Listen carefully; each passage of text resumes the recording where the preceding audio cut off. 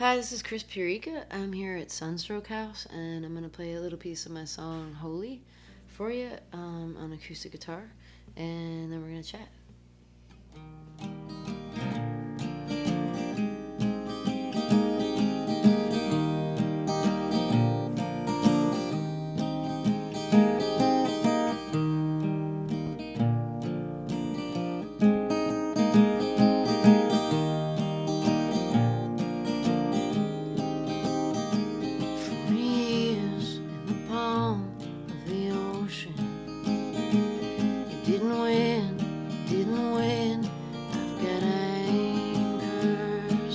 Child, my heart repeating on the day that I died. To the west, I need anchors. To the west, I need strong hands to pull me up over the mountains before I love you.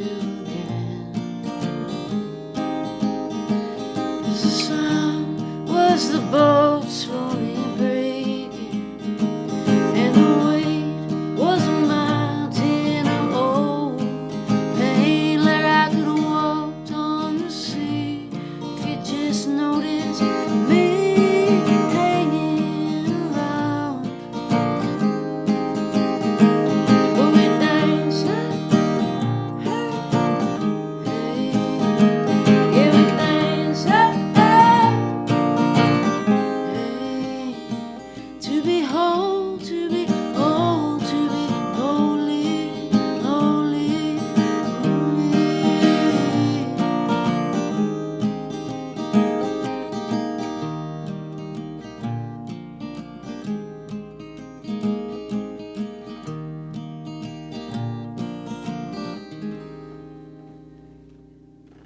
Chris, thank you so much for taking the time. Cool, yeah. Great show. Thank you. It's a great way to wrap up the year here for sure. Sure. So for you too, you got one more show tomorrow. One more show in Atlanta, yeah. And so just tell me a little bit about growing up and where you were from and just how you got into music. Sure. Well, I mean, the bullet points are I was born in Athens, Greece. My dad's Greek, and they happened to be living there at the time, my folks.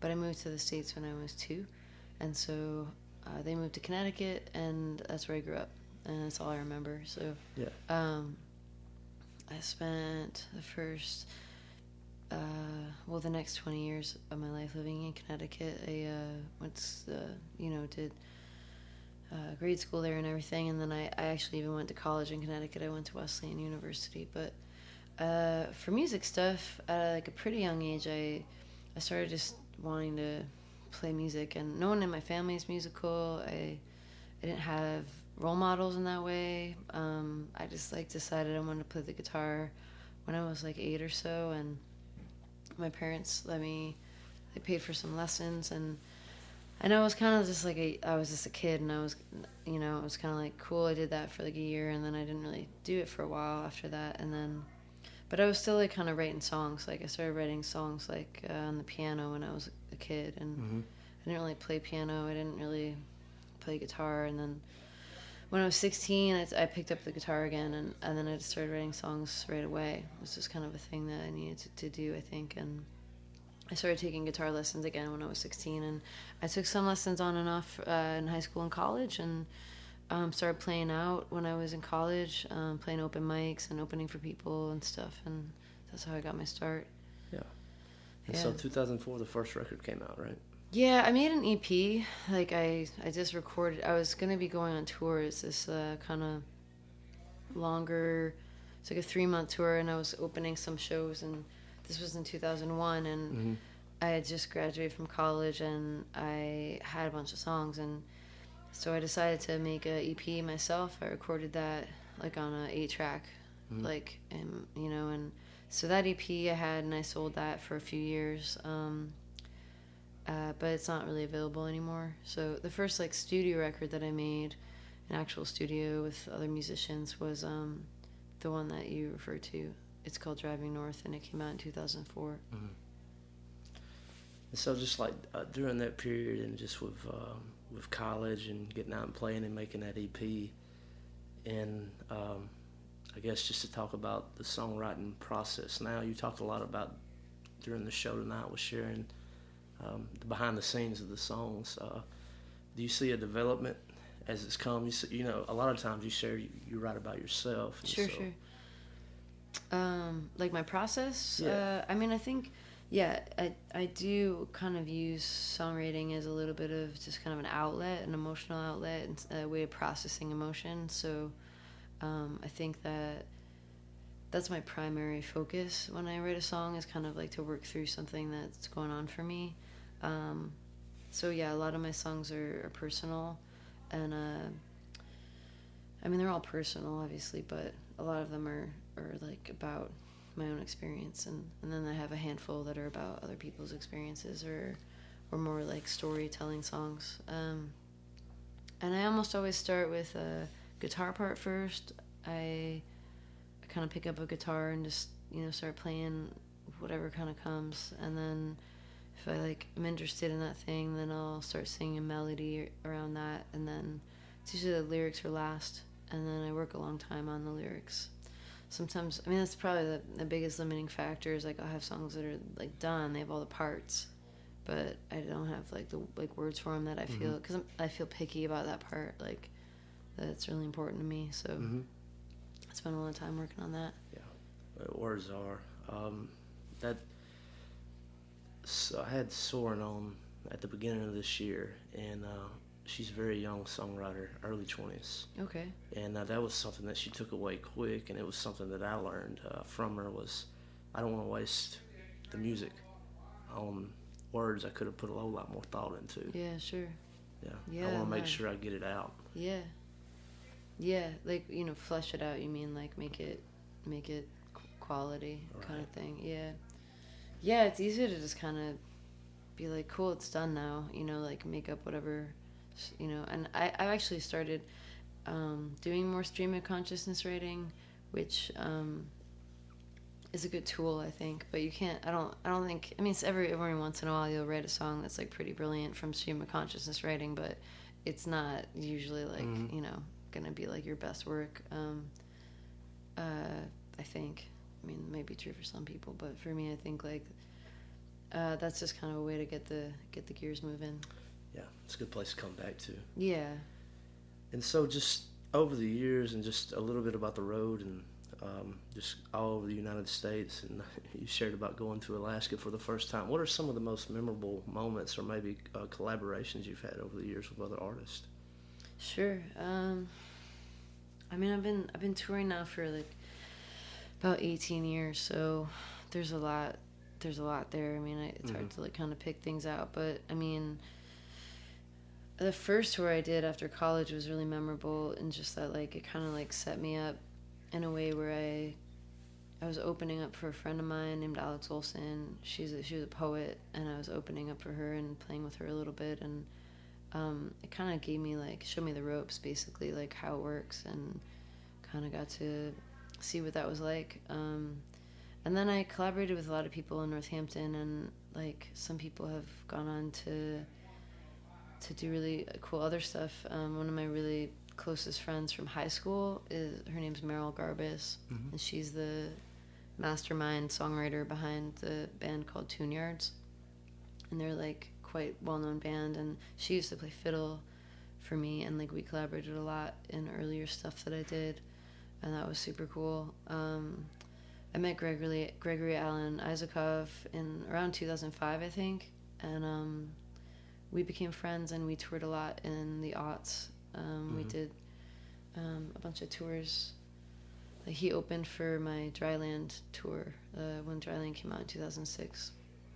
He's a brilliant mind and a brilliant songwriter in his own right. Yeah, he's fantastic, and he actually sings on Holy, which is the track that I started out the session with. He on my record, he sings harmony on there, and yeah, he's a brilliant songwriter. All kinds of stuff like that. I think probably my most memorable tour moment was that I did this big tour with my band when I released How I Learned to See in the Dark in 2010, and I was on tour with, I guess it was mostly 4 of us, and then this is some kind of people came and went throughout, but we decided we wanted to get tour tattoos. Yeah. And we were like kind of joking about it the whole time, like we should do this thing, because it was just like such a great tour and such good people and just really good vibes, and we kind of just wanted to remember it, and we were just joking about it. And then on the last show of the tour, we like showed up, and I was just like, it was in Lawrence, Kansas, and we were like, yo, do you like happen to know any like cool tattoo spots in town, like just to like the person that, you know, the sound guy or whatever. And he's like, oh yeah, like there's this great guy, he comes in all the time, like he just like he'll be here in like 30 minutes. Yeah. And he's like texting his bud brings his like tattoo book, whatever, and we talked to him, and he's like, yeah, like I'll open up the place after your show, you all come by and like we'll do this thing. And we were just like not expecting it to happen at all, so it was just kind of like holy crap, like that's cool. Yeah. And so so we all got these same matching tattoos on different places, but we got this design, and that was one of my favorite tour moments ever, because it was just like so the camaraderie. Yeah, the camaraderie, but also just the way that it happened, like that there happened to be this guy that was like gonna let us go there after our show. Like that doesn't really happen. Like it was pretty it was like a next level thing where, I mean, maybe like you go in the morning and get them, but yeah, it was really neat, and it was a good experience, and I remember that tour really fondly. Yeah. And so recently left New England. Well, I say recent. You said 10 years, right? Out on the West Coast now? Well, yeah, I've been out in Portland for 7 years. So I kind of, I lived in Western Massachusetts for a long time, and then I moved to Brooklyn for 1 year, and then I moved to Portland. Mm-hmm. And so just from coast to coast,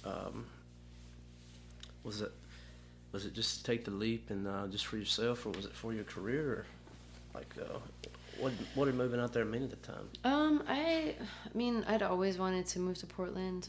When I graduated from college, I went to visit and like was really considering moving out there right after college, but like all my family and friends were on the East Coast, so it felt too far at the time, and I was pretty close with my family, so I didn't really want to do it then. But I like talked about it for years. Like people got really annoyed about how I was just like, I'm gonna move to Portland, and they were like, cool, like move to Portland. But it took me like 10 years before I did it, pretty much. So yeah, just like I always really connected with the place. It's one of the few places that I've traveled to where I feel like I fit in. It feels like a really good fit for me, and there's a really cool music scene there, and definitely like made a lot of really good friends. And it's a good, I also like a gardener, and like I really just like green space, and you know, I'm not a big city person, so for as far as cities go, it's a nice place to land, you know. Yeah, absolutely. Yeah. And so just interests outside of music, you mentioned I think biology, right? Yeah, that is my past life. Yeah, I studied biology in college. When I graduated, I worked in a microbiology lab at Smith College for 4 years, and worked with this really awesome professor, and I like really loved it. And it was a thing I kind of phased out a little bit so that I could do music more, and then I ended up doing music full time. Yeah, cool. And so I guess 2 more questions. Sure. Is so in time off in Portland, favorite hobbies or things to do, and just while you're not out touring, maybe even taking a break from writing. Right. I really love gardening. It's like my thing that I'm most into. In terms of not music stuff, like I've gotten into like herbal medicine and just vegetable gardening and like herbal gardening, and so that's a pretty like deep hobby. I became a master gardener, which is, it's like a course that you take kind of to do a thing, and so that's pretty much like where I put a lot of energy when I'm not touring, and like I tour a lot, so Yes, a lot out on the road. so that's sort of like, yeah, I mean, that's sort of where it lands, like a lot of gardening stuff, and then just like, you know, being a human, Yeah. you know, spending time with people you love, and I really, you know, enjoy like cooking and like like those kinds of things, and home life stuff, and just when I'm not on the road, I like to have a little bit of domestic life go on, because it's really different and it's really grounding. Mm-hmm. Yeah, For sure. All right, and so just to talk about 2020, and we'll walk out the door here. sure. So tour lined up. So I have some stuff coming up in February. When I was in high school, I went to high school in the 90s. So when I was in high school, I was a really, really big fan. My favorite band was Toad the Wet Sprocket. Get out of here.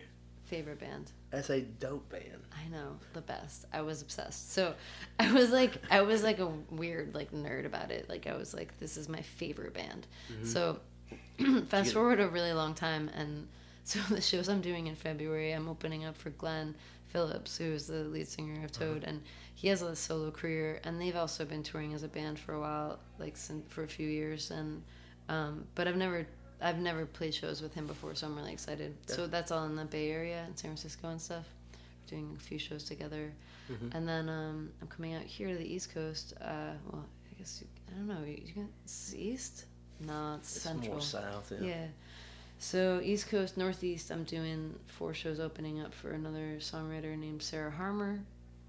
She's a really like wonderful Canadian singer-songwriter that really like put out the bulk of her material probably 15 years ago or so, and hasn't released a record in like 10 years. She's got a new one coming out, so I'm really excited, and it's really beautiful, and that's happening in February. We're doing New York and Philly and DC and Boston together, so great. Yeah. And then after that, hopefully writing, because I haven't put a record out in a really long time. It's been like you know, I'm gonna put out a live thing in 2017, so it's been a couple years, and my last studio album came out in 2016, so I'm due for a new thing, and I need to work on writing more. Cool. Yeah. Well, great. Chris, well, thank you so much for taking the time to sit down with us here on Porch Talk. Yeah, Porch Talk. Yeah. Thanks so much for having me. Yeah. Yeah, cheers. News and notes. Thank you so much for listening to Porch Talk. If you haven't done so already, I would ask that you would rate and review the show.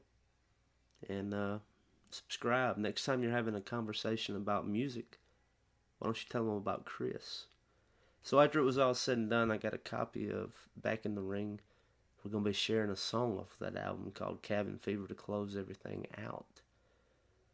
But Chris recommended How I Learned to See in the Dark and was kind enough to give me a copy. So I adjusted my ride home so I could hear the whole thing. And really enjoyed the album. Great recommendation. So guys, I'm going to get on out of here. This is a song called Cabin Fever. Peace out.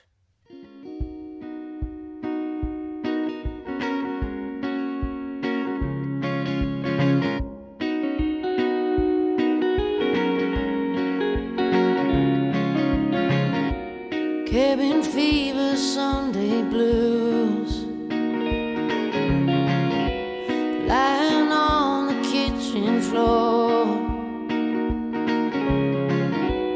wishing you might come around and lift me up, 'cause I'm all out of good ideas, and I've been wondering if I could kept you in a jar, kept the lid on for good, 'cause I know we can't go back and keep time from running, and I'm all out of good ideas, but you know that, honey, it's a sorry kind of summer, but I know about ducking cover, cut and run, and I'm longing to get rolling with the bed wide open sea.